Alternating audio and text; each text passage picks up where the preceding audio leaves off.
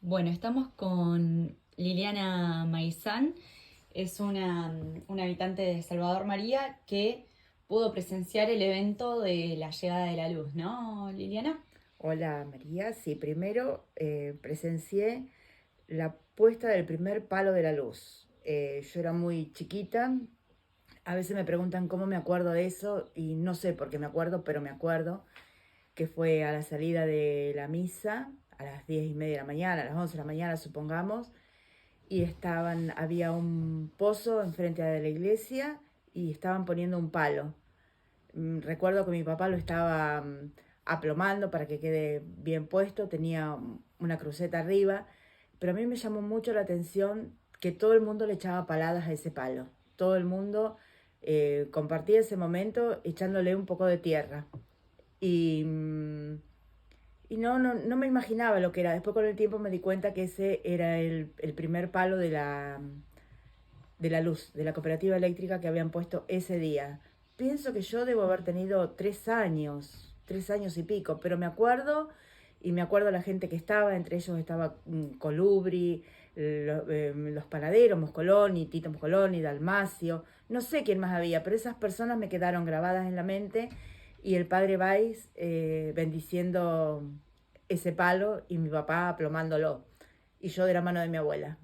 Ese recuerdo es imborrable.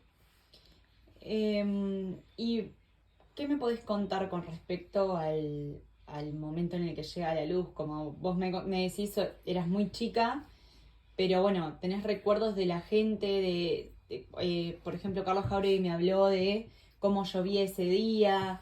¿Qué recordás vos de aquel momento? De ese momento yo, bueno, ya en ese tiempo yo tenía 7 años, estaba en la escuela, era el acto de homenaje al general Belgrano, y en un momento salimos todos de la escuela, de adentro del edificio, y nos paramos en la cancha. En aquel tiempo había una cancha de fútbol al costado de la escuela, que pertenecía a los terrenos de la escuela, y, y otra vez estaba mi papá ahí, en una escalera, en el transformador que estaba en la esquina de la escuela, y encendió la lamparita.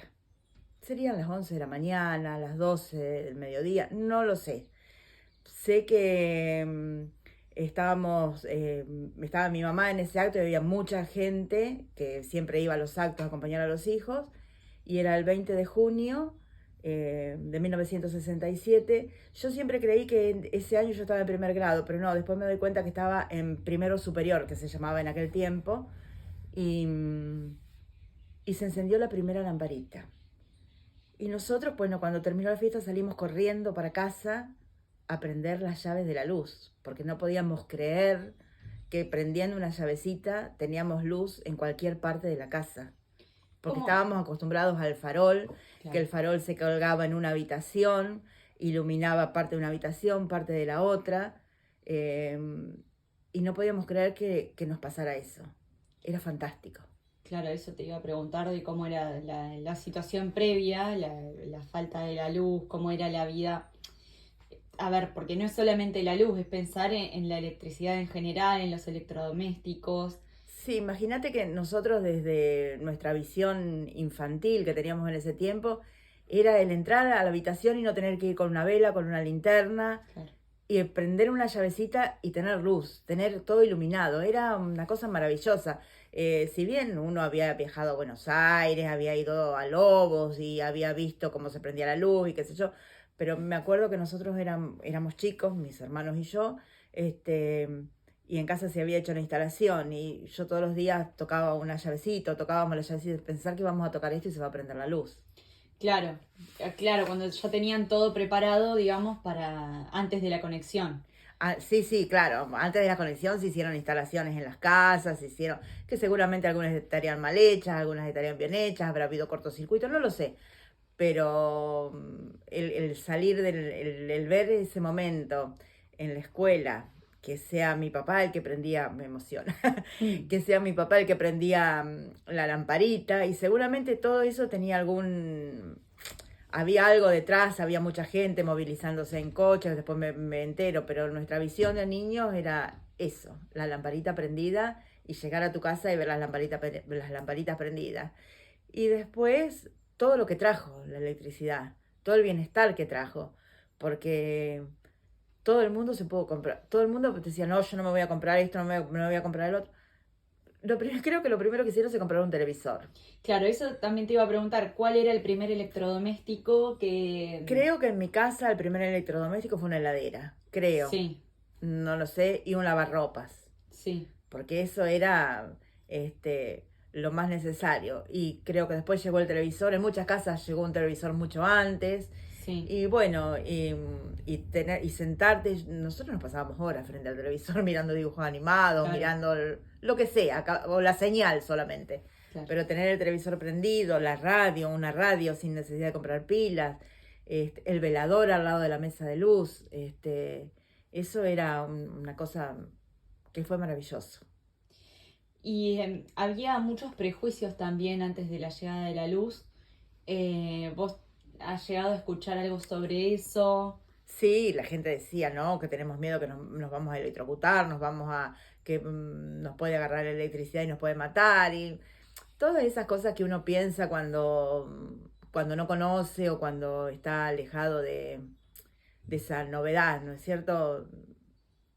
A mucha gente no quería que viniera la luz, mucha gente decía que íbamos a ser estafados, que todo era una estafa, que todo era una mentira. Esas eran cosas que yo escuchaba desde los oídos de un niño, ¿no? Sí, Que se comentaba en mi casa, que decían que el padre Bay los iba a estafar, que no sé qué, que era todo mentira, que era mentira, que era mentira. Y concretar eso fue maravilloso. claro, lo veían como algo imposible quizás algunas personas para una zona Sí, rural para o un, creían que era algo que le correspondía a otras entidades. sí, lo veían como que era imposible que en un pueblo tan alejado de la ciudad pueda llegar la luz eléctrica.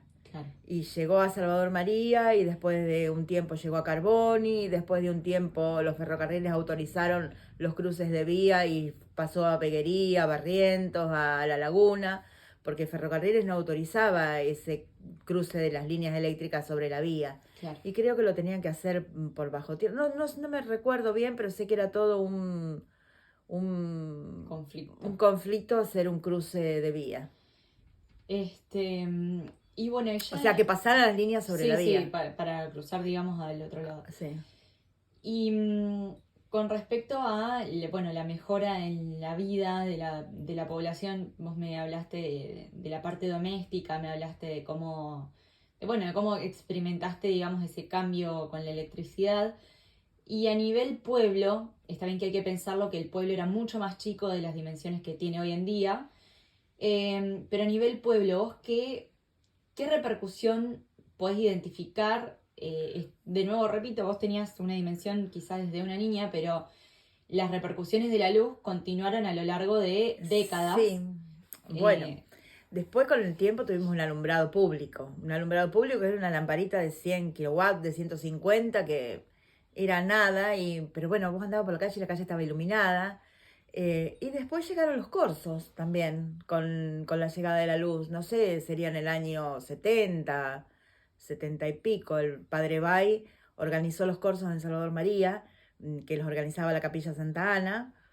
Y bueno, y se tendía una línea en el centro de la calle, que también lo hacía mi papá, se tendía una línea de palos con luces de colores, y fueron los primeros corsos en Salvador María, calle de tierra, una lamparita, una guirnalda con lámparas, algunas de colores, otras color amarillo, la luz es amarilla, este, y la gente se disfrazaba y hacía los niños, había grupos de familia que hacían carroza para que los niños fueran en la carroza, que nosotros hemos ido en muchas de esas carrozas, las hacía la familia Calandrelli, las hacían en mi casa, en la casa de mamá y papá, y se hacía ese corso que los autos daban vueltas alrededor de la avenida Jerónimo Topa, que no se llamaba sí, Jerónimo Topa, y bueno, y se jugaba con espuma, con serpentina, con papel picado, y después se hacía un baile que se llenaba de gente, que era muy popular en el club recreativa. ¿Ya existían las mascaritas? La famosa. Obvio, sí, Se sí, jugaba sí. con eso, las A carrozas ver, eran así. sí, la gente, no había esos disfraces que hay ahora, eran disfraces de mascarita. Vos hacías una bolsa de tela, le atabas unas orejitas en las puntas y le cortabas unos ojitos y eso era y no conocías a Era nadie. el carnaval. Eso Claro. era el carnaval y era divertido y la gente se divertía y lo pasaba bien y se llenaba de gente. Pero bueno, lo apreciable es, digamos, la iluminación, Sí, ese... en los salones, Claro, está bien que los salones en ese tiempo tenían un motor, anteriormente tenían un motor claro, que lo utilizaban, pero la llegada de la luz, bueno, trajo la comodidad de la luz y del no encendido motor. Nosotros en mi casa teníamos una heladera, por ejemplo, que era, creo que a querosén, algo así, y después se compró una heladera eléctrica, no hubo más problema, que si tenía la llama prendida, que si tenía el combustible, si no lo tenía, fue una felicidad. claro. ¿Y algún otro avance así a nivel pueblo que obviamente estamos hablando de repercusiones más grandes que quizás hayan perdurado, no sé si hasta la actualidad, pero que hayan tenido significancia? Carlos Jauregui, por ejemplo, me habló de el Babi. No sé, esto te lo consulto, de la fábrica Inmeca, que... Sí, la fábrica en Mecas se trabajaba que tenía motor para tener electricidad. Que supongo que después habrá conectado la electricidad ellos. Después con el tiempo, más o menos en el año 72, por ahí, o antes, se organizaban unos campeonatos de fútbol infantil y bueno, habían armado una cancha, le habían pedido a la familia Rossini, que en ese tiempo era Julián Rossini, presidente del club, que les diera un espacio a los niños para armar una cancha chiquita para poder jugar. Y bueno, les dieron el costado de la cancha, donde hoy está la cancha de baby fútbol, y ese pedazo para hacer una cancha para los chicos. Resulta que la cancha se iluminó con unos medios tarros, hicieron unas lámparas gigantes, ponían. Y bueno, la cancha estaba iluminada y los chicos jugaban de noche, al atardecer, de noche, se hacían campeonatos infantiles. Resulta que después el club se dio cuenta que era más importante de lo que creían y se convirtió en lo que es hoy la cancha de baby fútbol. Claro, Dejó de ser para los niños para hacer campeonatos de baby que ya han cumplido 50 años. claro. Bueno, no sé si hay algo más que quieras agregar con respecto a la figura del padre Bai o, no sé, algo. La figura del padre Bay fue muy significativo en la infancia de los chicos de Salvador María, porque por empezar el padre Bay nos conocía a todos, sabía los nombres, sabía dónde vivíamos, sabía absolutamente todo. Y, y él se ocupó hacia las fiestas patronales, hacia los campeonatos del Babi, donde competíamos con los chicos se competía con los chicos de Carboni. Siempre fue una figura muy importante para mí y hace poco yo me junté con muchos chicos que hicieron la escuela primaria conmigo y recordaron el momento de que había venido la luz y recordaron al padre Bay. Y mucha gente de Salvador María lo recuerda y ha sido una figura muy importante. Ojalá que hubiese muchos padres Bay por el mundo, la vida sería mucho mejor para muchos. Él era como muy presente, yo por lo menos siempre escuché historias de cómo visitaba a la gente, cómo se quedaba después de la misa a comer con distintas familias. Sí, los domingos era invitado y el que llegaba primero, él iba a la casa del que lo invitaba primero y él iba a comer. Al padre Bay le gustaba mucho la cerveza, le gustaba mucho la comida alemana, le gustaba Sí, mucho el chucrut ajá, y siempre me acuerdo que una vez lo invitamos a mi casa a comer y mamá había hecho salchichas y había chucrut, que en ese tiempo no se sí. conocía mucho y él se quedó enloquecido porque era una comida que le fascinaba. Bueno, no sé si hay algo más que me quieras decir. No, que bueno, la luz eléctrica fue el pilar fundamental, creo que para Salvador María progrese y nosotros nos comuniquemos con el mundo. Después, bueno, llegaron otras instituciones como la Cooperativa Telefónica, el Agua Corriente, que fueron también tan importantes, este, pero la electricidad marcó creo que un antes y un después para la vida de los habitantes de Salvador María. Bueno, muchas gracias Liliana y bueno, gracias por prestarnos tus palabras. Gracias.